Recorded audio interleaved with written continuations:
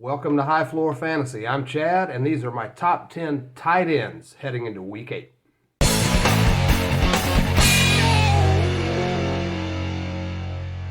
Kicking it off with number 1, no surprise, it's Travis Kelce again. I wonder if this guy's going to be in the conversation for one of the best tight ends to ever play the game. I'm sure Gronk is up there, but this guy just week after week, he's always finishing at number 1.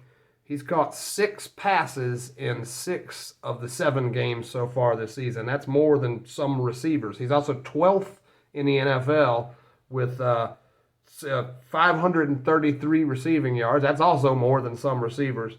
He's headed into a matchup this week with the New York Giants. They're only allowing 8 fantasy points per game to opposing tight ends, which would seem to be not a great matchup, but it's Travis Kelce. We know what he's capable of. Travis Kelce, number 1, as ever. Number 2 this week, Mike Gesicki of Miami. Good involvement in the passing game, 17 targets over the last 2 games. That's respectable. The injuries to Devontae Parker and Will Fuller have also kind of opened the door for some production for him.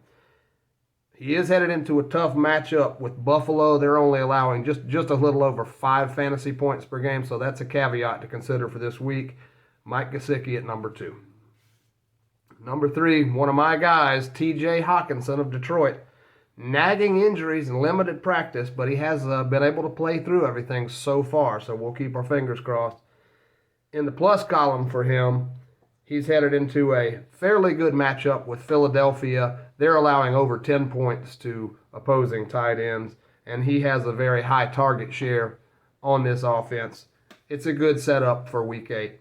T.J. Hockenson at number 3.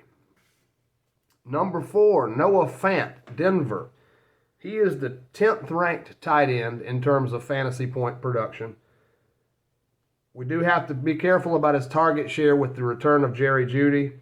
And he's headed into a sort of middle-of-the-road matchup this week with the Washington Potatoes. They're allowing not quite 9 fantasy points per game to the tight ends. I got Noah Fant at number 4. Number 5, Hunter Henry at New England. He's been a touchdown robot in each of the last 4 games. That's a plus for him. Minus for him is his yardage is very low. He's headed into a very good, very soft defense with the Los Angeles Chargers. They're allowing almost 13 fantasy points per game to tight ends. It's actually the number 2 matchup in the top 10. The targets are there. We just need more catches and more yardage. He'll be a tight end too. I got Hunter Henry at number 5. Number 6, Dalton Schultz, Dallas. He's coming off the bye week, but he has had a touchdown, he has been tight end 1 in last 4 games in a row. Matchup this week is pretty tough for him. Minnesota, they're only allowing just over 5 fantasy points per game. And Michael Gallup's return could eat into his target share, but he's a red zone option. He's not going away. I got Dalton Schultz at number 6. Number 7, Kyle Pitts from Atlanta, the phenom. 9 receptions, 119 yards, and a touchdown in the last game. Those are pretty respectable numbers for a tight end. Slightly below average it's a middle-of-the-pack matchup, really. He's at Carolina. The only competition for targets is Calvin Ridley. Kyle Pitts is going to be a strong tight end headed into Week 8. I got Kyle Pitts at number 7. Number 8, Tyler Higbee from the Rams. This is one of the offenses I've been crazy about all season, even in the preseason. I love it out there with what Stafford's able to do. He is the number 2 tight end, he's number 2 on the team in red zone targets, and he's the only tight end involved in the receiving game on the team. He's also been very consistent. He's number 11 overall in consistency with a 7.18 out of 10 score. I've updated my consistency thing to where it's just a 1 out of 10 or a 1 to 10 scale. He has the best matchup of the top 10s this week. Houston allowing the most fantasy points to opposing tight ends. If he finds the end zone, you're going to get some return on investment. Tyler Higbee at number 8 this week. Number 9, C.J. Uzomah, Cincinnati. He's coming off a 2-touchdown game, and he's got a touchdown in 3 of his last 4 games. Unfortunately, he is the least consistent of all the tight ends. He ranks a 1 out of 10. He's headed into a matchup with a soft defense, New York Jets. They're allowing almost 10 fantasy points per game. And he's finding a good connection with Burrow. I got C.J. Uzomah at number 9 for the week.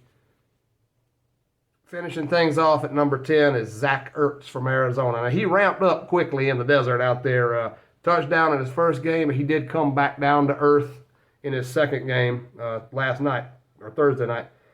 Middle of the road matchup, exactly a middle of the road. I do it on a sort of a 5-star, a 5 rating, 1 to 5, so it's 2.5 stars. He's exactly in the middle of the patch, middle of the road with his matchup. Patience, Daniel son, he's going to be in the tight end conversation, tight end 1 conversation going forward. Okay, that's going to do it for the top 10 tight ends. Follow me on the socials. Consider supporting me on the Patreon. Here's what you get if you do that. You get an extra podcast or an extra video each week, depending on your level of support. And I'm uploading these files. This is going to be good to go. I'm going to be on track with this by week 9.